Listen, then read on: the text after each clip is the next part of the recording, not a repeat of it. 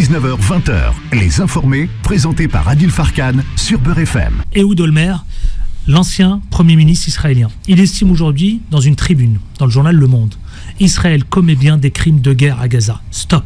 Karim Zeribi, je crois que vous êtes venu avec quelques éléments, ou un élément, qui va nous apporter peut-être non, simplement, il faut rappeler à cette antenne que Ehud Olmert était l'ancien Premier ministre israélien, un Premier ministre de droite, qui n'était pas un Premier ministre de la gauche travailliste israélienne. Donc c'est plutôt quelqu'un de la droite israélienne. Quand il vous dit que Israël commet des crimes de guerre, quand il vous dit qu'il y a des gens qui ont un esprit génocidaire dans ce gouvernement de Netanyahou, on ne peut pas le traiter d'antisémite. C'est l'ancien président le Premier ministre d'Israël et homme de droite. Quand vous avez Eli Barnavi, ancien ambassadeur d'Israël en France, Eli Barnavi, qui vous dit il y a un esprit génocidaire dans ce que fait Netanyahou aujourd'hui avec son gouvernement.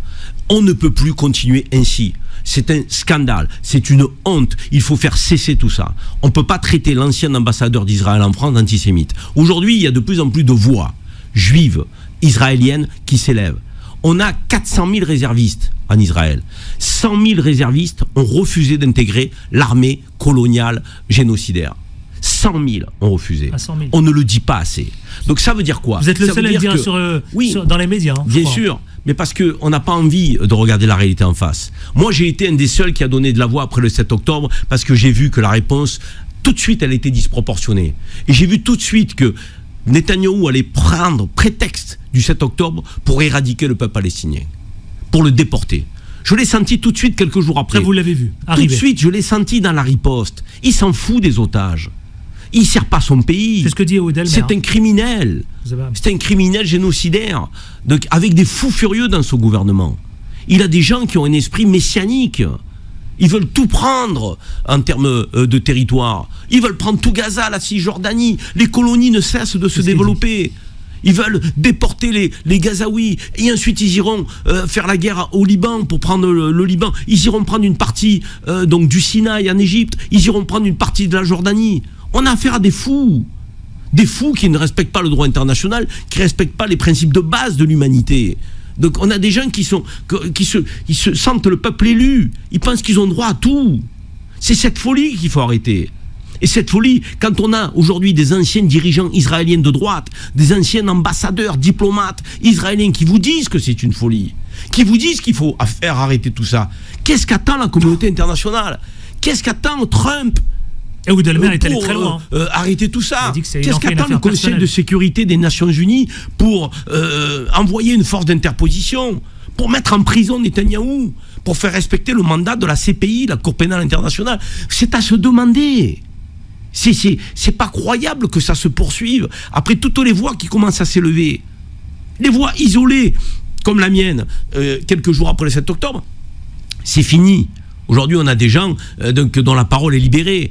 On a des acteurs, des gens du cinéma, de la chanson, des célébrités, des intellectuels d'origine, de confession juive ou pas d'ailleurs, qui n'osaient pas parler. Maintenant, ils parlent tous. Ils parlent tous. Ils se lâchent. Donc ça veut dire quoi? Ça veut dire qu'il faut agir très vite. Et là, j'ai un petit point quand même à mettre en avant. Quand je dis il faut agir très vite. Quand le président de la République, Emmanuel Macron, nous dit qu'il va reconnaître l'État palestinien avec l'Arabie Saoudite dans un sommet prochainement. J'ai envie de lui dire, Monsieur le Président de la République, commencez par arrêter le fait que transitent des armes pour Israël, gouvernement colonial, criminel, génocidaire, par les ports français. Et je veux saluer à cette antenne les dockers de Fos, le port de Marseille, Marseille-Fos, les dockers de Fos, qui ont refusé, Adil Farkan, de décharger des conteneurs aujourd'hui qui doivent être destinés à Israël et qui contiennent des pièces détachées pour des mitrailleuses.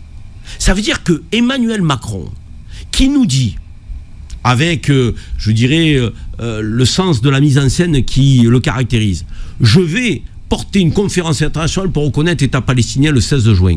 Mais Monsieur le Président de la République, dans notre pays, dont vous êtes le président, il y a aujourd'hui des conteneurs d'armes à destination d'Israël. Commencez par arrêter ça. Commencez par mettre en place un embargo. Mais je ne sais pas si on se rend compte, Adil Farkan, de ce que je suis en train de dire. Il nous fait croire, le président, qu'il veut reconnaître l'État palestinien, mais dans le même temps, au moment où on se parle, heureusement qu'il y a les dockers de la CGT à Marseille, de Fos, et je les salue. Ils ont fait un communiqué qui refuse de décharger et de transférer des pièces détachées de mitrailleuses à destination d'une société d'armement israélienne. Ça, c'est une info qu'on n'avait pas. Bravo, la Provence, le journal régional de ma région l'a indiqué. Ils ont repris le communiqué de la CGT. Heureusement qu'il y a des âmes qui ont une conscience dans notre pays. Et je dis bravo aux dockers de Fos. Je dis bravo à ces hommes qui sont des gens qui ont des valeurs, des principes et qui refusent, même peut-être au risque d'être sanctionnés, de transférer des conteneurs qui vont servir à tuer encore et toujours des Palestiniens, des Gazaouis, pour servir une armée coloniale, criminelle, génocidaire. Bravo à ces dockers. Le président de la République devrait arrêter de nous mener en bateau et de nous instrumentaliser. Reconnaissez l'État palestinien maintenant. Il n'y a pas besoin d'un sommet. Mettez en place un embargo contre Netanyahou maintenant. Il n'y a pas besoin de discussion ou de conseil de ministres ou de je ne sais trop quoi. La voix de la France aujourd'hui, elle est trop timide. Elle est hypocrite. Ça me fait mal.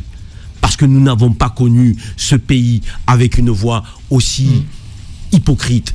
On a eu des hommes qui ont donné de la voix, des généraux de Gaulle, des Jacques Chirac, des Dominique de Villepin, sur d'autres crises.